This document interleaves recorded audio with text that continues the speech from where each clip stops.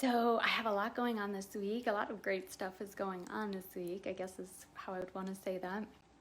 And I wanted to bring you into my house and show you around a little bit and talk a little bit about why it's so hard to let go. This is something that I am so passionate about, all about letting go of things that aren't working for us. And I was speaking with a client this week, and she was asking me for some advice on how to let go of things that she is realizing no longer serve her or don't really serve a purpose in her life, but recognizing that it's so hard to let go of them. So I, of course, love talking about those types of things, and is exactly what I love helping people with. And in my own life several years ago, found myself feeling like, wow, I am not happy and I need to do some major changes. And those major changes included leaving my six-figure corporate job and selling my two-story townhome and getting rid of most of my belongings. Now, I say all of that with the caveat that that was not an easy task, and it definitely took time. It was not an overnight thing. And so I know the challenge of letting go and the difficulty that that can be for people. So I am recently married, as many of you know, 6 months now, and Troy and I are getting ready to embark on a 6-month journey. I had been positioning myself to be able to work remotely and able to travel when the time came where it was available to do so. Just wasn't sure what it was going to look like. And so in conversations with my new husband, we've been talking about what our priorities are, what's most important. We love people, we love connecting, we love traveling. So we're in conversation over the past several months, and we're like, why wouldn't we figure out how we could travel and see people that we love and do this like adventure that we both have wanted to do? Now we have each other, we have a partner that we can feel comfortable to do this adventure with. Why would we not do it right now? So letting go of a lot of the beliefs around like that we shouldn't take this big risk and do this big adventure. I think part of that comes up because most people aren't doing it, and so it's like, it's scary. Today, I was going through my closet as we're now like sorting through all of our stuff and we're narrowing down, which is again some of my favorite things to do. And my husband was cleaning out our front closet here that had all of our coats and stuff in it. When I looked at all of my coats, I was like, oh, my red coat, I love that red coat.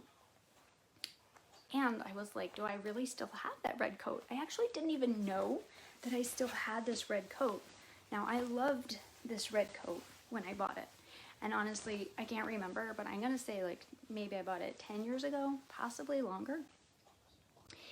This red coat has been one of my favorite coats. And I haven't worn it even here in the cold. This red coat made it through because it's so beautiful. Red is my favorite color. I feel like it looks really sharp, really well fitted. And yet, I don't wear it. What is that about, right? What is that about? It's like so many things in our lives that we feel like, oh, I just have to keep this thing because it looks so good. It was a great price. I forget what I paid for it. It's like so close to perfect, right? Like that's, I think, one of the things I guess I would tell you that we tell ourselves is that this thing is so close to perfect, I have to keep it. It's like why we have a junk drawer, right? As a total side note, we like keep literally a junk drawer, and we throw things in there that we feel like we're gonna use at some point. We really might need it, but yet we don't right now. The reality is this coat actually doesn't fit quite right, and it never has.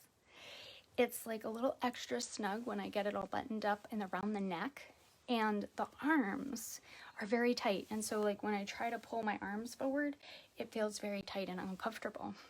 So the reality is even though this coat seems almost perfect, it's not. It's just not a good fit for me.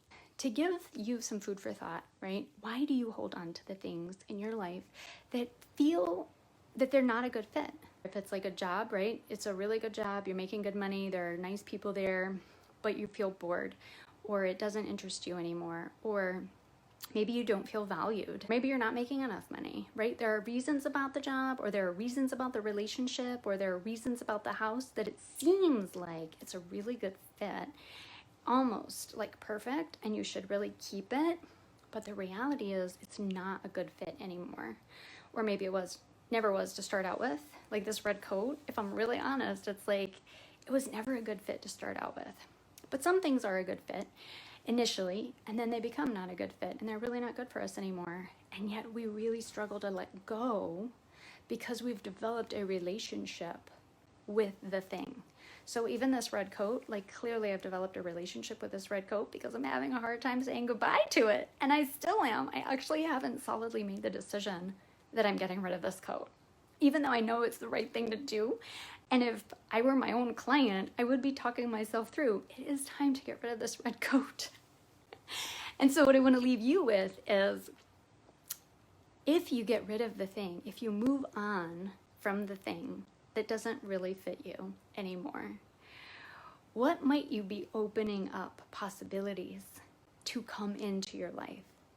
What new thing might you be able to then welcome in, right? And so that's my learning always, is when I'm holding on to something, like even this red coat, right? When I was holding on to my job that was no longer working, I was holding on to the house that was no longer working, I was holding on to all of this stuff, and it was ultimately contributing to making me really unhappy inside in my own life. I was feeling unhappy because I was holding on to so many things that were not bringing me joy, that were not making me happy.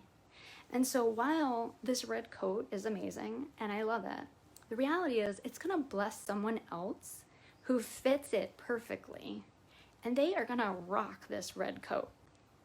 And so that helps me to move things along. It's like, there's an ideal person out there that's going to rock this red coat, and they're going to love it so much, and it's going to actually fit their arms, and it's going to fit around their neck in such a way that they want to wear it every day. Okay, so ask yourself, what are you holding on to that you really need to let go of? And when you go to struggle, right, as I'm struggling with letting go of this red coat, ask yourself, if I get rid of this red coat, if you got rid of that thing, you cleared it out of your life, what else could you be making space for? Okay, you guys, I know it's a silly analogy, but it applies to every area of your life, literally every area of your life. If it's not fitting you perfectly, if it's not bringing you joy, if you're feeling discontent and unsatisfied and continuously feeling those feelings, there's a reason, and it's time to consider clearing it out of your life so that you can welcome in amazingly new things. You won't even be able to imagine them until they're there. So I look forward to sharing more about what we're doing here at the house. I will be popping on a bit more, and definitely if you're not subscribed to my YouTube channel, we're going to throw up lots of videos on there as we embark on this new journey. So subscribe, and as always, thanks for sharing space for me, and I wish you the very best. Go do that thing you most want to be doing today, and I'll talk to you soon.